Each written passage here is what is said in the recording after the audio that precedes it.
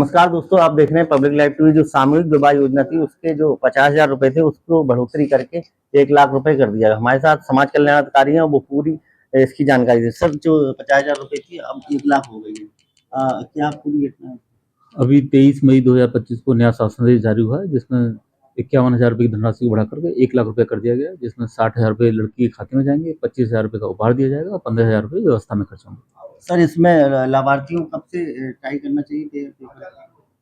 जन सेवा केंद्र पर जाके लाभार्थी अपना आवेदन कर सकते हैं और अभी उसकी टेंडर की प्रक्रिया चल रही है और संभवतः हम लोग जून के अंतिम सप्ताह में, जुलाई में हम लोग प्रथम चरण का सामूहिक विवाह आयोजित करेंगे। कोई सर अभी तारीख? अभी तारीख जल स्तरीय समिति की बैठक के बाद हम तारीख तय करेंगे।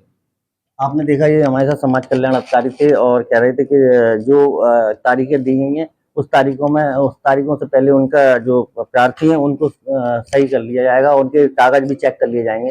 देखने वाली बात यह है कि जो धनराशि बढ़ाई गई है उसको कहाँ तक खर्च किया जा सकेगा। कैमरामैन आकाश चौधरी के साथ रानू दीक्षित, इटावा।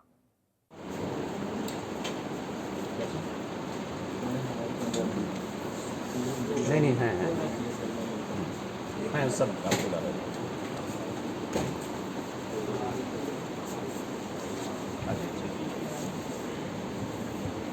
थोड़े पीछे जाओ ना, सारे लोग आ जाए ना, पीछे जाओ, पीछे जाओ। आदमी पीछे हो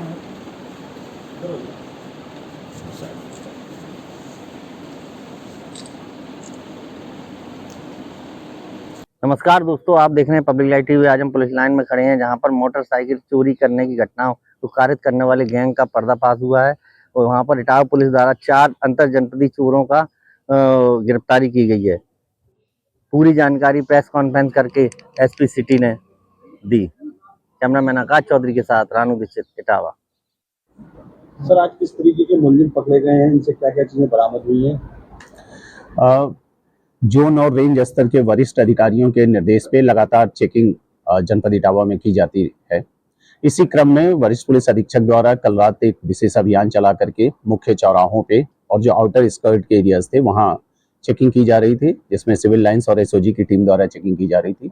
एक टिप प्राप्त हुई देर रात हम लोगों को, जिसपे सिविल लाइंस और एसओजी की टीम ने तत्काल काम किया और 2 चोरी की मोटरसाइकिलों के साथ 2 अभियुक्त हमने तत्काल उस समय गिरफ्तार किया। इन लोगों ने सुमित उर्फ लुक्का और सीलू।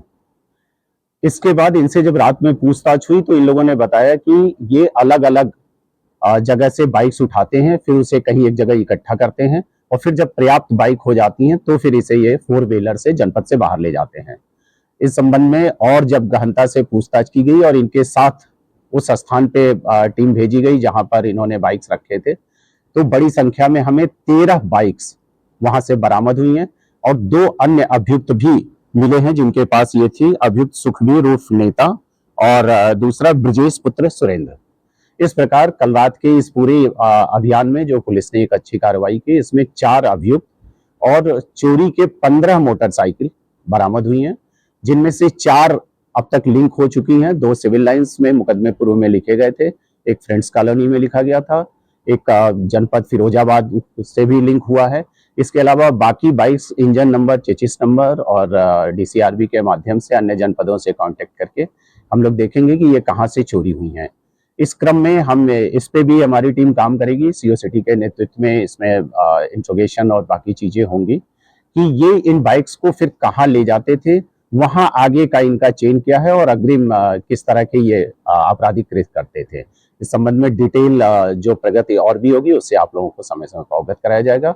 अभी जो ये 15 बाइक्स हमारी बरामद हुई हैं और इन 4 अभियुक्तों को आवश्यक वैधानिक कार्रवाई करते हुए माननीय न्यायालय भेजा जा रहा है। सर, बाइक चोरी करने का इनका पैटर्न किस तरीके का था? जैसा अभी आपने बताया कि बाइक अलग-अलग, ये आपने बहुत अच्छी बात कही। ये एक्चुअली अब ये लोग भी स्मार्ट हो गए हैं इस सेंस में। ये पहले वॉच करते हैं कि कहाँ सीसीटीवी लगे हुए हैं, कौन सा एरिया हमारा ग्रे या डार्क एरिया है जहां आसानी से हम सीसीटीवी से भी बच सकते हैं।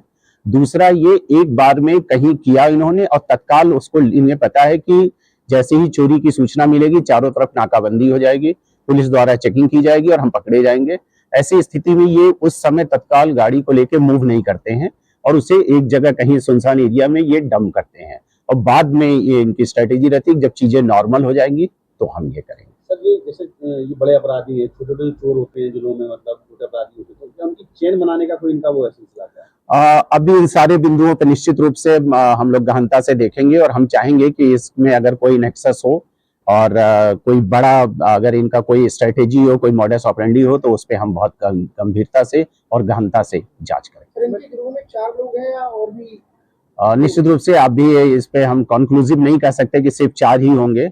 हम इसके लिंक जो भी इनके चेन होंगे आगे और पीछे के अपराधियों के, या और इसमें जो किसी भी रूप में इनकी मदद करते होंगे, हम उस संबंध में भी गहनता से जांच करेंगे। टीम को भी पुरस्कृत भी किया जाएगा? हाँ, निश्चित रूप से एसएसपी इटावा सर की तरफ से इनको पुरस्कृत किया गया है इस पूरी टीम को। किस जनपद में इनकी सप्लाई रहती थी मोटरसाइकिल? अभी इन बिंदुओं पर और पूछताछ के बाद ही कंक्लूसिव दिया।